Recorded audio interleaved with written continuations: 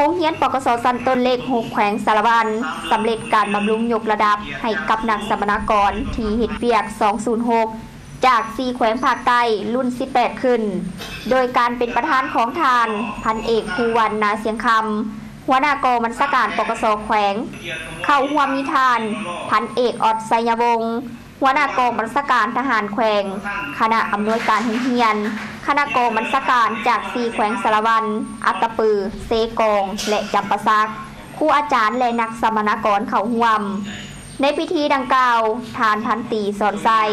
ห้องอำนวยการโรงเรียนปกส.สันต้นเลข6แขวงสารวันก็ได้ขึ้นผ่านบทสรุปและตีราคาคืนเกี่ยวกับการจัดตั้งปฏิบัติตามโครงการหลักสูตรการเรียนการสอนของครูอาจารย์และนักเรียนโดยได้ดำเนินมาเป็นเวลา3เดือนมีนักสัมมนากรที่เฮ็ดเวียกงาน206จาก4แขวงภาคใต้สารวันเซกองอัตตปือและจำปาสักทั้งหมด88สหายหญิง17สหายโครงการหลักสูตรการสอนทำเรียนในสุดนี้ได้แบ่งออกเป็น3ภาควิชาเรียนคือภาควิชาความรู้ทั่วไปภาควิชาความรู้พื้นฐานวิชาเฉพาะของตำรวจและภาควิชาเฉพาะแขนงบริการประชาชนจากนั้นยังได้ตีราคาจัดแบ่งประเภทนักสัมมนากรในนี้มีนักสัมมนากรได้ประเภทแข็งมี11สหาย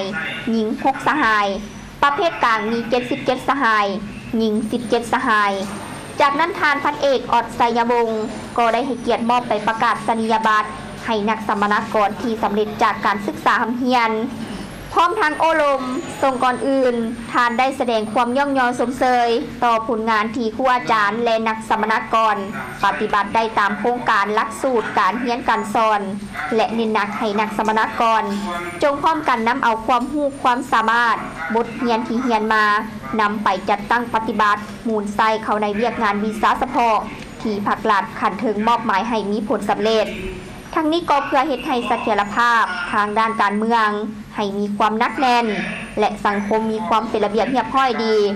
ตอบต้านกับเล่ห์เหลี่ยมกลอุบายของกลุ่มคนบ่ดีที่เคลื่อนไหวบ่เป็นระเบียบเรียบร้อยในสังคมและบรรดาปรากฏการณ์ยอดท่อต่างๆให้ลดน้อยถอยลงเทื่อละก้าว